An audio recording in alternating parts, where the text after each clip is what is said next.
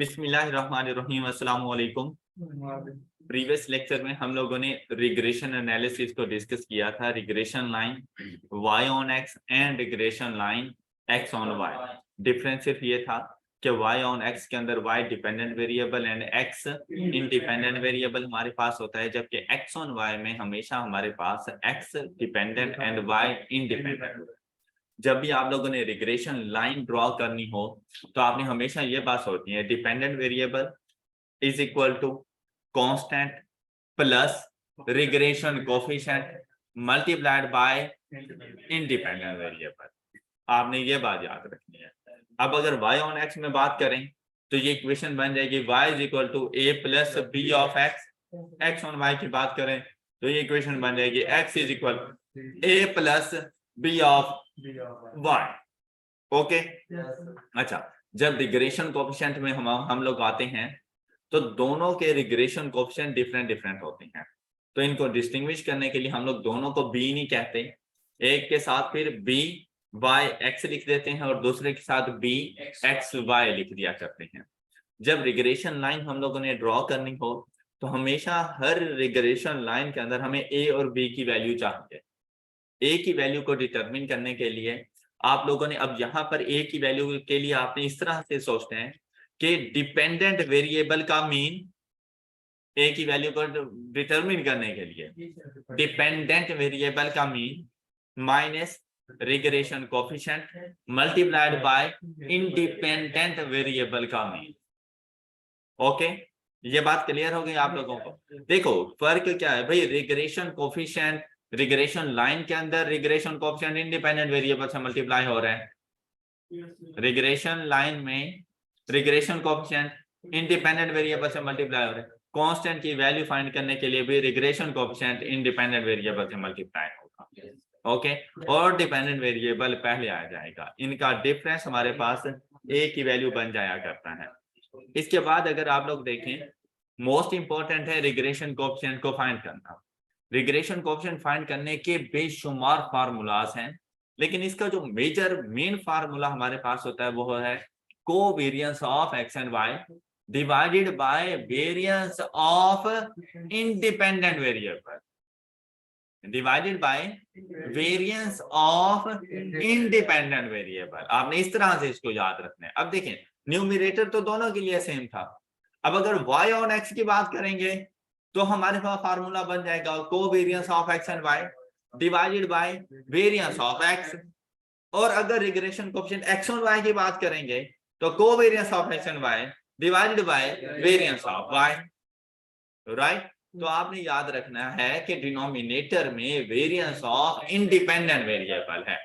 अब जो independent variable होगा वो चला जाएगा। ये बात क्लियर हो गई सब बच्चों को? फिर हम लोगों ने यहाँ पर इसके फार्मूलाज वगैरह को देखें, ये फार्मूलाज इतने इंपॉर्टेंट नहीं थे, पता होना चाहिए आप लोगों को, लेकिन ये फार्मूलाज इतने इंपॉर्टेंट नहीं थे जितने कि आपके लिए ये वाले फार्मूलाज इंपॉर्टेंट थे। ये रिग्रेशन कोफिशिएंट को फाइंड करने के लिए आपके पास ये तीन फार्मूलाज हैं जो आपको याद होने चाहिए। अब चाहिए regression coefficient x on y हो या y ऑन x हो, न्यूमरेटर सेम है, न्यूमरेटर की वैल्यू सेम है, डिनोमिनेटर चेंज हो जाते हैं। डिनोमिनेटर्स में अगर y ऑन x है तो x डिनोमिनेटर में होगा, और अगर x ऑन y है तो y डिनोमिनेटर में, जो बाद में आता है वो डिनोमिनेटर में चला जाए। इस तरह से याद रख लेना। बात क्लियर हो गई? और इनके फार्मूलाज, ये तीन फार्मूलाज आप लोगों को याद होने चाहिए। नेक्स्ट देखें, जब भी हम किसी एक ही डाटा से रिग्रेशन कोफिशिएंट फाइंड करें, y on x and x on y, same data से, फर्क क्या आता है कि एक डिपेंडेंट इंडिपेंडेंट वेरिएबल्स चेंज हो जाते हैं। x जहां पर पहले डिपेंडेंट होता है दूसरी सिचुएशन में इंडिपेंडेंट बन जाता है। जब भी एक ही डाटा मौजूद हो और उसी एक डाटा से रिग्रेशन कोफिशिएंट फाइंड करें तो दोनों की वैल्यूज डिफरेंट होती हैं। by on x is not equal to bx on y। Okay, दोनों की वैल्यूज डिफरेंट होती रहती हैं, लेकिन दोनों के जो साइन होते हैं ना वो सेम होते हैं। ये बात हमेशा याद रखिएगा कि रिग्रेशन कोफिशिएंट्स के साइन अगर एक पॉजिटिव है ना तो अंडरस्टूड है कि दूसरा पॉजिटिव ही है, एक नेगेटिव है तो दूसरा नेगेटिव ही है। क्लियर? लेकिन सिर्फ फर्क क्या है, दोनों की वैल्यूज डिफरेंट। ऑलराइट?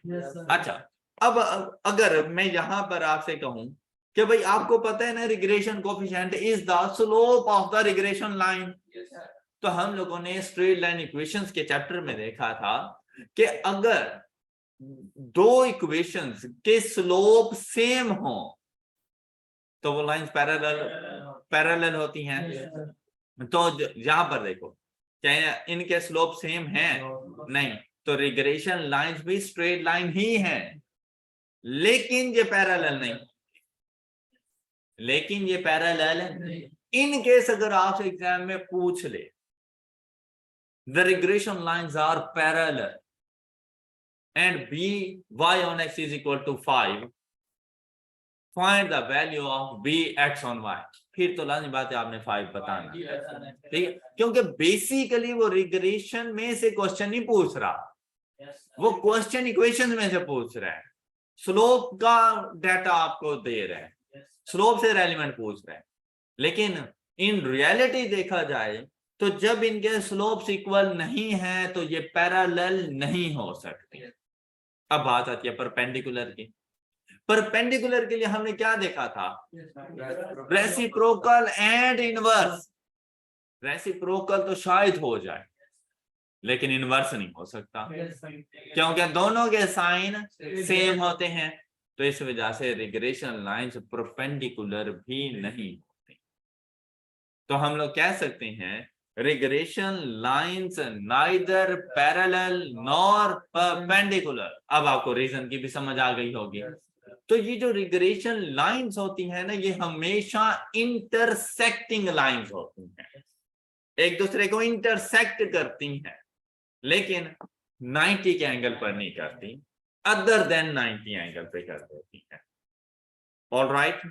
और अब इसकी प्रॉपर्टी है रिग्रेशन लाइंस की कि ये जिस पॉइंट पर एक दूसरे को इंटरसेक्ट करते हैं वो बेसिकली इनके डाटा के मीन की वैल्यूज होता है। रिग्रेशन लाइंस जिस पॉइंट पर एक दूसरे को इंटरसेक्ट करते हैं, point of intersection of regression lines is there mean value. मतलब इनका जो सॉल्यूशन सेट आता है ना, x बार y बार होता है। इनका सॉल्यूशन सेट हमारे पास x बार y बार, ये बात लिखी हुई है। Regression lines x on y and y on x intersects at their mean value। हम लोग कह सकते हैं कि point of intersection is x bar y बार। ये बहुत इंपॉर्टेंट इंफॉर्मेशन है जो कि आपसे पूछी जा सकती है। इससे रेलिवेंट हम लोग पहले एक क्वेश्चन देख लेते हैं, इसी कॉन्सेप्ट से रेलिवेंट।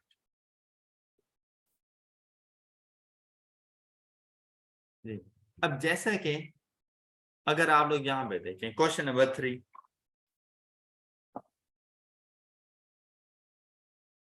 क्वेश्चन नंबर 3 आपको रिग्रेशन लाइंस बता दी गई, regression equation x on y, और वो हमारे पास है 5x minus Y is equal to 22, और regression equation y on x is equal to 64x minus 45y is equal to 24।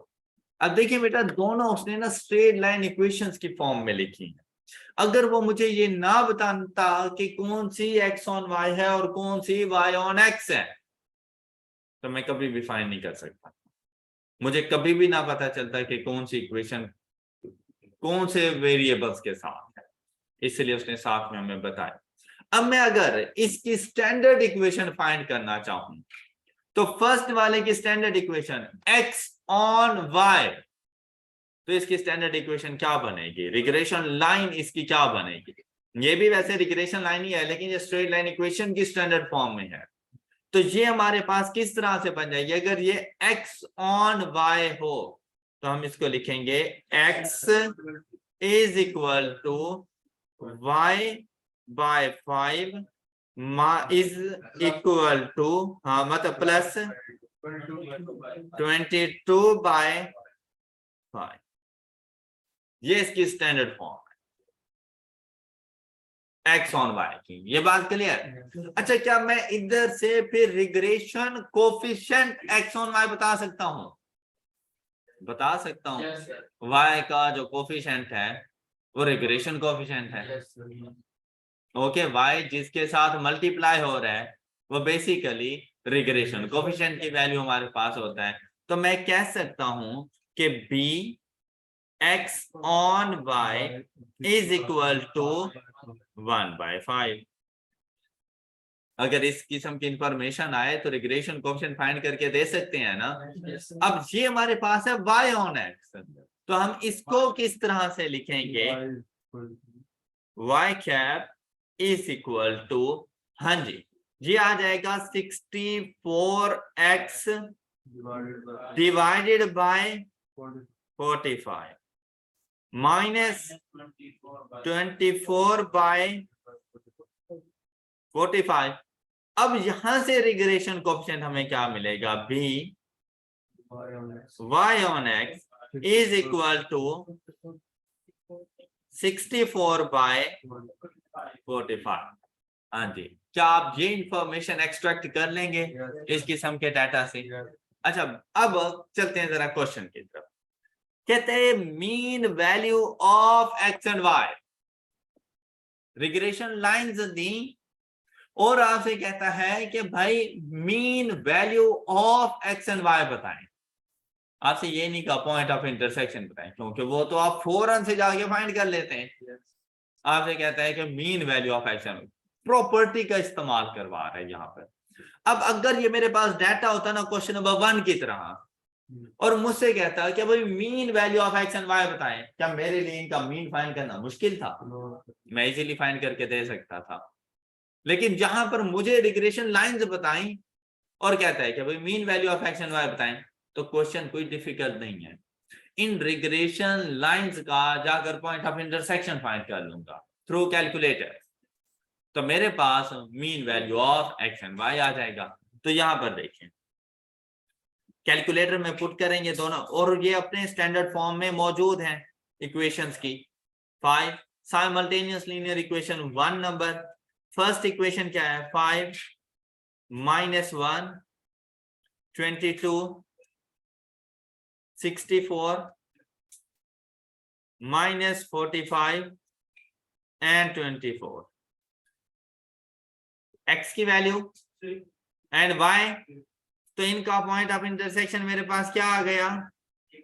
6 and 8। तो mean value of x, x बार की value मेरे पास क्या है? 6, और y बार की वैल्यू मेरे पास क्या है?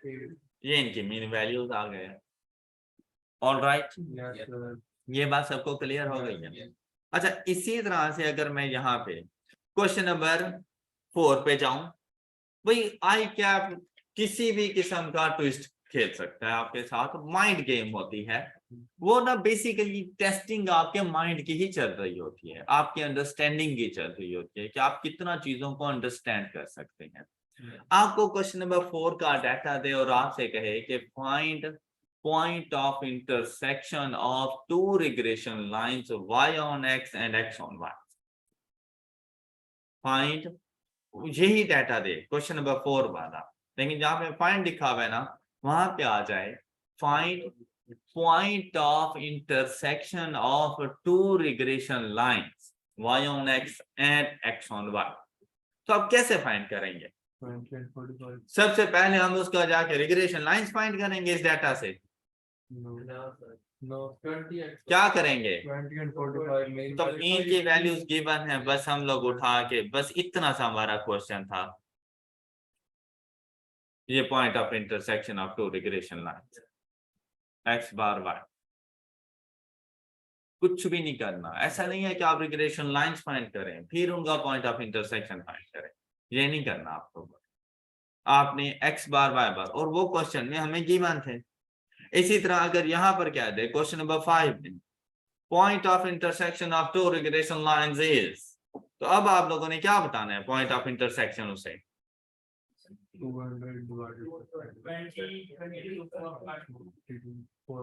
ये बन जाएगा मीन की वैल्यूज, x का मीन, y का mean, point of intersection of two regression lines. Alright, any issue? इसी तरह से अगर क्वेश्चन नंबर 6 की बात करें, 75 एंड 170, ये उसके पास मीन की ये values he point of intersection बन जाएगा रिग्रेशन लाइंस का। ऑलराइट, अच्छा अगर आपको क्वेश्चन नंबर 8 बताते इस किस्म का है और आपसे कहे कि भाई point of intersection of two regression lines find करें,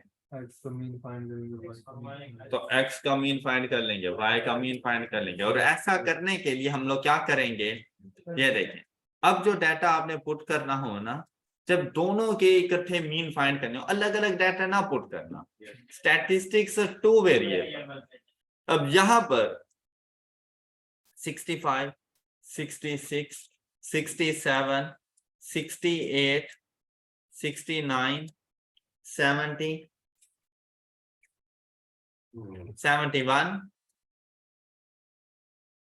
जी। नेक्स्ट y की वैल्यूज 67, 68, 66, 69, 72, 72 and 69।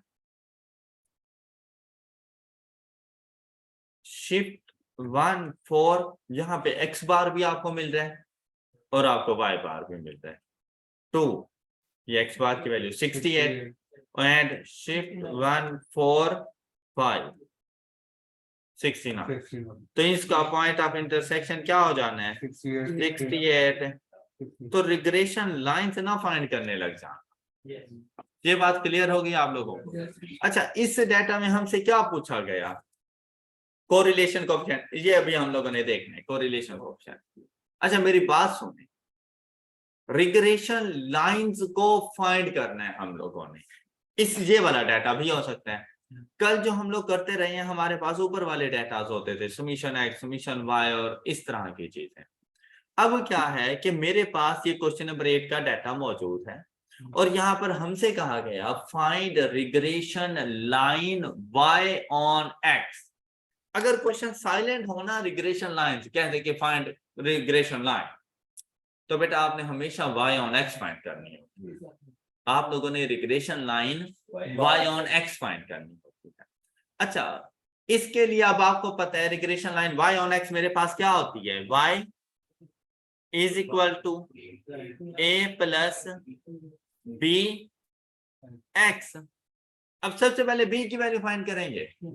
b की वैल्यू फाइंड करने के लिए कौन कौन सी इंफॉर्मेशन चाहिए आप लोगों को, नहीं वैल्यूज कौन कौन सी चाहिए आप लोगों को, summation x y, summation x, summation y, summation x square चाहिए, ये सारी वैल्यूज आप लोगों को। अब देखो, और a की वैल्यू फाइंड करने के लिए b की वैल्यू चाहिए, साथ में x बार y बार। तो देखो आपके पास x बार y बार आ नहीं गया, कैलकुलेटर से ही आपको पता चल गया। इसी तरह से अगर आप देखें शिफ्ट 1 और 3 पे चले जाएं, ये सारी वैल्यूज आपको मिल जाएगी, जो जो वैल्यूज आपको चाहिए। इसमें अलग से कॉलम्स वगैरह बनाने की जरूरत नहीं है। यहां से देखो आपको समीशन एक्स स्क्वायर भी मिल गया, समीशन एक्स भी मिल गया, समीशन वाई स्क्वायर भी मिल गया। यहां से जो जो सम आपको रिक्वायर्ड हो पहले आपने उसको फाइंड करके अपने पास लिख लेना है कि समीशन एक्स ये है, समीशन वाई ये है, समीशन एक्स वाई ये है। बाद में जाके फार्मूला में पुट करेंगे, बी की वैल्यू, ए की वैल्यू और रिग्रेशन लाइन बन जाएगी, बन जाएगी। आप इस डाटा से मुझे regression line y on x and x on y दोनों बना कर दें, जल्दी करें। इस क्वेश्चन को सॉल्व करने के लिए अब आपको तमाम सम मिल गए। जैसे ही आप लोगों ने फार्मूला में पुट किए तो आप लोगों के बाद regression line y on x की वैल्यू क्या आ गई, y is equal to 20.72 minus 0.71 x, ये आपके पास regression line y on x आ गई। अच्छा, अभी मैंने आपसे कहा था कि रिग्रेशन कोफिशिएंट की वैल्यूज इक्वल नहीं होती but having same sign. Okay, अब ये अगर नेगेटिव है ना तो regression line x on y का रिग्रेशन कोफिशिएंट भी नेगेटिव होगा, लेकिन 0.71 नहीं होगा। अच्छा बेटा, b की वैल्यू का कोई ताल्लुक नहीं होता, b के पॉजिटिव भी हो सकता है, नेगेटिव भी हो सकता है, कुछ भी वैल्यूज हो सकती हैं। उस सॉरी a की वैल्यू b के ऊपर नहीं डिपेंड कर रही होती, a की वैल्यू कुछ भी हो सकती है, पॉजिटिव नेगेटिव कुछ भी वैल्यू आ सकती है। हम ये नहीं कह सकते कि b नेगेटिव है तो ये पॉजिटिव होगा, या b नेगेटिव है तो ये भी नेगेटिव होगा, ऐसी कोई बात नहीं है। ए के हवाले से कोई ऐसी लॉजिक्स वगैरह नहीं, सिर्फ रिग्रेशन कोफिशिएंट्स को हम लोग देख रहे होते हैं। बी पॉजिटिव है तो आप नहीं लिखवाया मुझे यहाँ प्लस 0.71, अब ठीक है। अच्छा, अब regression line X on Y के बी की वैल्यू भी पॉजिटिव ही होगी। अच्छा, क्या आप लोगों ने X on Y regression line find की? किसी ने? X on Y regression line क्या आ रही है? X cap is equal to 24.875, ठीक है, प्लस 0.625 वाह, शाबाश, गुड। और आप लोगों ने बहुत ज्यादा एफर्ट्स के बाद ये रिग्रेशन लाइंस फाइंड कर दी, राइट? अच्छा, अब क्या करना है आप लोगों ने, ये देखें, और आपने ये रिग्रेशन लाइंस बनाने के लिए सारी हेल्प ली थी अपने, आपके कैलकुलेटर में डाटा सेव है, आपने क्या किया, शिफ्ट 1 3 पे गए, सारे सम कैलकुलेट कर दिया। भाई आप 5 पे चले जाते हैं, रिग्रेशन, ओके, और रिग्रेशन लाइंस ही आपको मिल जाती। तो अब दोबारा से आप लोगों ने 5 पे जाना है, यहाँ पर a की वैल्यू भी आपको मिल गई और यहाँ पर आपको b की वैल्यू भी मिल गई। अब देखें, a के लिए 1 की प्रेस की इज इक्वल टू 20.42, यहाँ पर आप लोगों ने 7 टू, ये आप लोगों ने राउंडिंग ऑफ की वजह से ना वाया बेसिकली ये 20.43 ही बन जाता है हमारे पास। और ये जो कैलकुलेटर बताता है ना, ये एग्जैक्ट आंसर्स होती हैं। आप क्लियर? अब आपने यहाँ पर ये कांस्टेंट वैल्यू लिख दी और b की वैल्यू शिफ्ट 1 5 2 की आपने प्रेस की, ये 0.71, ये आप लोगों के पास b की वैल्यू और आपके रिग्रेशन इक्वेशन कंप्लीट हो गई। बस इतना सी बात है कि आप लोगों ने सिर्फ वैल्यूज अपने कैलकुलेटर में पुट करनी है और आपको रिग्रेशन लाइन मिल जाती है। तो कोई फार्मूला यूज नहीं करना अगर डाटा एक्स एंड वाई की एक्चुअल वैल्यूज की फॉर्म में। लेकिन जब डाटा होता है ना हमारे पास समीशन एक्स समीशन वाई इस तरह से, फिर फार्मूलाज ही यूज करने पड़ते हैं। तो पहला जो मेथड मैंने आपसे कहा वो बेसिकली फार्मूलाज की रिवीजन थी, जो आप लोगों का आपके फार्मूलाज रिवाइज होता है, अदरवाइज ये फर्स्ट स्टेप में भी बताया जा सकता था। लेकिन जब आप लोगों ने regression line X on Y find करनी हो, जब आप लोगों ने regression line X on Y find करनी हो, तब डाटा पुट करते हुए जैसे ही आप यहां जाते हो, एक्स के कॉलम में वाई का डाटा पुट कर देना और वाई के कॉलम में एक्स का डाटा पुट कर देना। ओके, अगर आप एक्स के कॉलम में एक्स, वाई के कॉलम में वाई का डाटा पुट करें तो regression line Y on X होती है by default, regression line Y on. लेकिन अगर आपसे कहते हैं regression line X on Y, तो आपने वेरिएबल्स को उलट कर देना है, एक्स को वाई कह देना है, वाई को एक्स कह देना है। अब ये जो आपके पास एक्स की वैल्यूज थी 65 से ऑनवर्ड, ये बेसिकली आपने वाई के कॉलम में लिखनी है, और जो वाई वाली वैल्यूज हैं वो एक्स के कॉलम में। तो एक्स के कॉलम में हम लोग लिखेंगे 67 68 66 69 72 72 एंड 69, और y के कॉलम में x की वैल्यूज 65 66 67 68, 69, 70 एंड 71। अब जाके रिग्रेशन शिफ्ट 1 5, अब जो ए की वैल्यू फाइंड करेंगे 24.875, ये देखें, ये एक्स ऑन वाई के लिए ए की वैल्यू है, और ये जो रिग्रेशन कोफिशिएंट फाइंड करेंगे ये एक्स ऑन वाई का रिग्रेशन कोफिशिएंट है। ऑल राइट, तो बेटा अगर एक्चुअल डाटा ही अपने कैलकुलेटर पे एज इट इज बता देते हैं तो याद रखिएगा वो regression coefficient Y on X मिलेगा। लेकिन अगर आपने regression coefficient X on Y find करना हो तो वेरिएबल्स का उलट कर दिया करें। कैलकुलेटर में एक्स के कॉलम में वाई की वैल्यू और वाई के कॉलम में एक्स की वैल्यू, क्योंकि हमारे कैलकुलेटर हमेशा एक्स को इंडिपेंडेंट और वाई को डिपेंडेंट वेरिएबल कंसीडर कर रहा होता है। तो हम लोग जब डाटा का उलट कर लेते हैं तो फिर बिल्कुल सेम सिचुएशन आ जाती है। वो भी बिल्कुल सही तरीका है, लेकिन उसके लिए तो फार्मूलाज का याद होना जरूरी है ना। नहीं, उधर तो फार्मूला ही चेंज कर लेते हैं हम लोग। फार्मूलाज के लिए तो हम लोग फार्मूला ही चेंज कर लेते हैं, वहां पर ऐसा कोई इशू नहीं है। कैलकुलेटर को बताने के लिए तब आप लोगों ने ये उलट काम करना है। ये बात क्लियर हो गई? All clear? अच्छा बेटा, यहाँ पर अब ये रिग्रेशन लाइन आप लोगों ने फाइंड कर लिया। आई होप कि ये आपके लिए ज्यादा इजी हो गया है, रिग्रेशन लाइन इजीली फाइंड करके दे सकते हैं। अच्छा, ये क्वेश्चन एक तो पूछा जा सकता है कि भाई रिग्रेशन लाइन फाइंड करके दें।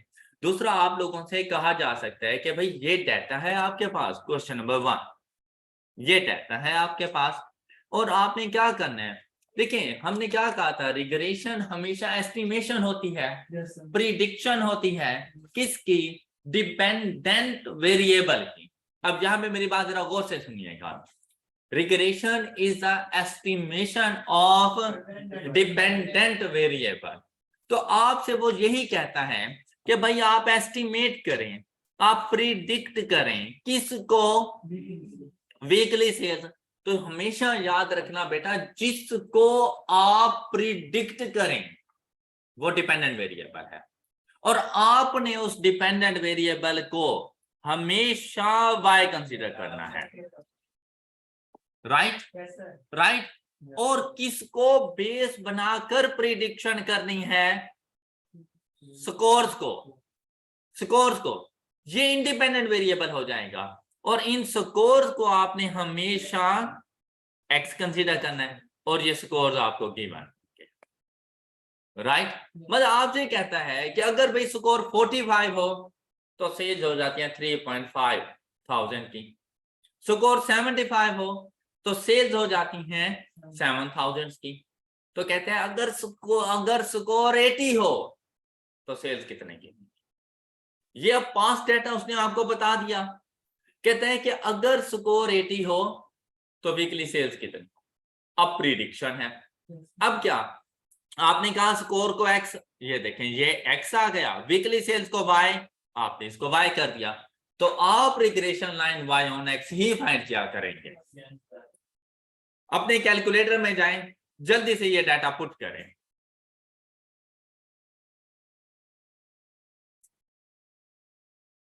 और आप लोग राउंडिंग ऑफ है तो राउंडिंग ऑफ से ही करते जाएं। एंड पे जाकर हम लोग आंसर को इन थाउजेंड कन्वर्ट कर लेंगे। फ्रीक्वेंसीज यूज नहीं करते, एक्स एंड वाई के कॉलम्स यूज करते हैं। 2 वेरिएबल्स में जाएंगे, तो 45 के बाद 75, 55, 65, 85, 55, 95, 45, 65, 65, 10 वैल्यूज पुट कर दी एक्स की। अब वाई में 3.5, 7, 5.5, 6, 5.5, 3, 6.5, 4, 5.5, 4। AC की प्रेस कर दी। अब अगर हमसे पूछे जाती है रिग्रेशन लाइन तो हम लोग इजीली बता सकते थे शिफ्ट 1 5 1 इज इक्वल टू, तो रिग्रेशन लाइन क्या आ रही है 1.258 कि y cap is equal to 1.258। आपने प्लस माइनस नहीं लगाना जब तक कि b की वैल्यू फाइंड ना कर लो, ओके क्योंकि प्लस माइनस तो b की वैल्यू के ऊपर डिपेंड कर रहा है ना। तो शिफ्ट 152 इज इक्वल टू 0.0583 अब प्लस 0.0583x।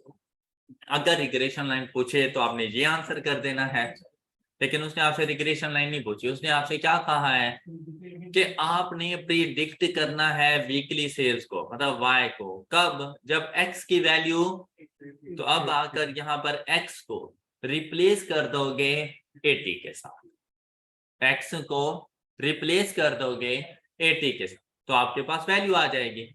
अच्छा, अब इसमें फर्क आ सकता है क्योंकि हम लोगों ने वैल्यूज को राउंडिंग ऑफ किया हुआ है। अच्छा, यहाँ पर देखें जरा 1.258 plus 0.0583 into 80 is equal to 5.922। पहली बात तो आपने 5.922 आंसर नहीं करना क्योंकि आपने y को इन थाउजेंड्स रखा हुआ था, ये भी इन थाउजेंड्स है, तो इसकी एक्चुअल वैल्यू आपके पास क्या बन जाएगी 5922, राइट? बात क्लियर है सब बच्चों को? अच्छा, लेकिन क्या उसने आपसे रिग्रेशन लाइन कही तो आपको फाइंड करने की जरूरत भी नहीं है। जब प्रिडिक्शन करनी हो तो आप डायरेक्ट कैलकुलेटर पे रहा करें इस तरह से, शिफ्ट 15 आप a की वैल्यू फाइंड करें, उसके बाद प्लस वैल्यू ना फाइंड कर लें, a को बस इधर लिख लें, प्लस शिफ्ट 152 ये b की वैल्यू आ गई, मल्टीप्लाइड बाय x होता है और x की वैल्यू क्या है, आप लोग इस तरह से फाइंड क्या करें, ये एक्यूरेट आंसर है 5925, तो आपके पास 5.925 and the correct answer is 5925। All right, ये करेक्ट आंसर आपके पास आ गया। तो अब आपको रिग्रेशन लाइंस भी फाइंड करने की जरूरत नहीं पड़ी, आप डायरेक्ट कैलकुलेटर से इस तरह से फाइंड किया करें, जो x की वैल्यूज गिवन हो a plus B into X, तो आपके पास एस्टिमेटेड वैल्यू, अब ये अमाउंट इन 1000 थी तो मल्टीप्लाइड बाय 1000 किया आपने, तो 5925 हमारा करेक्ट आंसर है, राइट? अगर यहीं से हमें कह देता कि भाई रिग्रेशन लाइंस का पॉइंट ऑफ इंटरसेक्शन बता दें, हम डाटा पुट करते और जाकर शिफ्ट 142 65 एंड शिफ्ट 145 5.05, तो इसका पॉइंट ऑफ इंटरसेक्शन क्या बन जाता है 65 एंड 5.05, ये इसका पॉइंट ऑफ इंटरसेक्शन था हमारे पास। All right, any issue? अब आपको कैलकुलेटर का यूजेज अच्छे से समझ आ गया होगा, ऐसे ही है ना? गुड, शाबाश। हम लोगों ने रिग्रेशन एनालिसिस में अब तक रीड किया रिग्रेशन की कुछ प्रॉपर्टीज वगैरह, रिग्रेशन कोफिशिएंट की कुछ प्रॉपर्टीज, और यहाँ पर देखें हम लोग वेरिएबल्स के डिफरेंट नेम यूज करते हैं, एक डिपेंडेंट वेरिएबल है तो दूसरा इंडिपेंडेंट। रिग्रेशन में हम लोग एस्टिमेशन कर रहे होते हैं, एस्टिमेशन कौन से वेरिएबल की करते हैं हम लोग, डिपेंडेंट वेरिएबल की, तो डिपेंडेंट वेरिएबल को एस्टिमेटेड वेरिएबल भी कहा जाता है, एस्टिमेटेड वेरिएबल, और ये किसकी मदद से हो रहा है, तो इंडिपेंडेंट वेरिएबल को एस्टिमेटर कहा जाता है।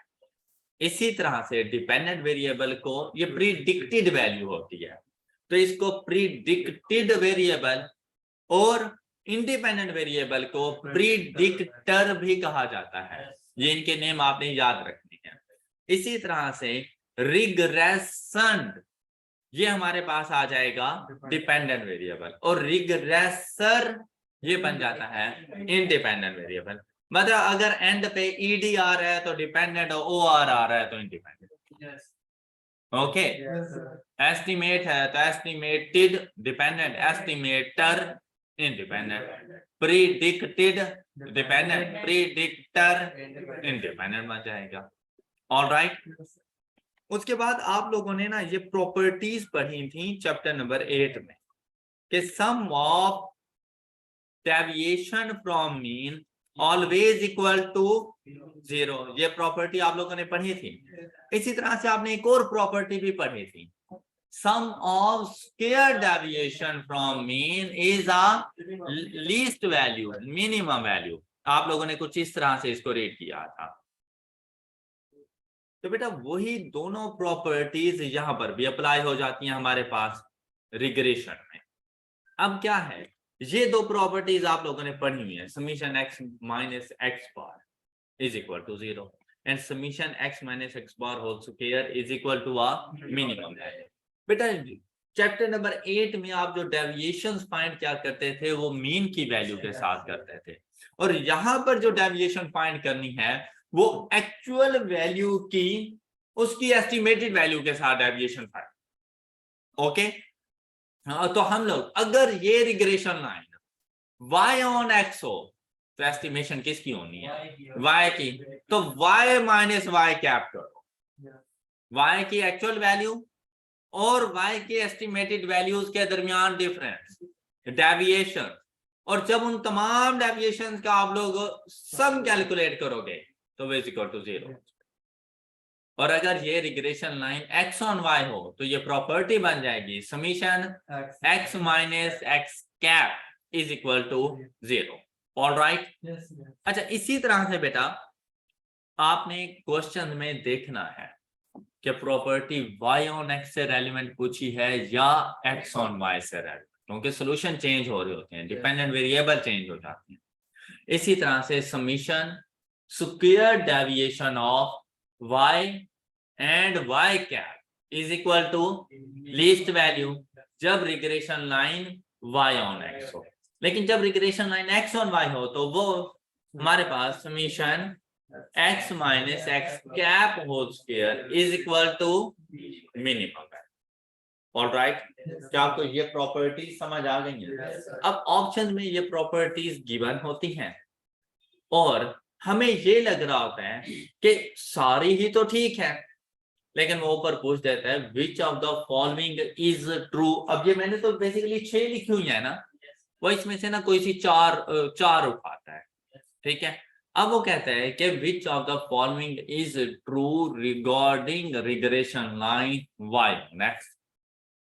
अब अगर आप सपोज करें कि वो जो 4 हैं उनमें से एक होगी y ऑन x से रेलिवेंट, बाकी x ऑन y से और चैप्टर नंबर 8 से रेलिवेंट होगी, तो हमने सिर्फ, हालांकि सारी ठीक होंगी लेकिन regression line y on x के लिए एक ही ऑप्शन ठीक होना है। इसी तरह पूछेगा x ऑन y के लिए कौन सी ठीक है, तो आपने x ऑन y से रेलेवेंट जाकर उसे बतानी है। इस बात का आपने हमेशा ख्याल रखना है। और रिग्रेशन एनालिसिस हमारा यहाँ पे कंप्लीट हुआ। इंशाल्लाह नेक्स्ट लेक्चर में हम लोग कोरिलेशन को डिस्कस करेंगे। That's all for today. अपना ख्याल रखिएगा, नेक्स्ट लेक्चर में मिलेंगे। अल्लाह हाफिज।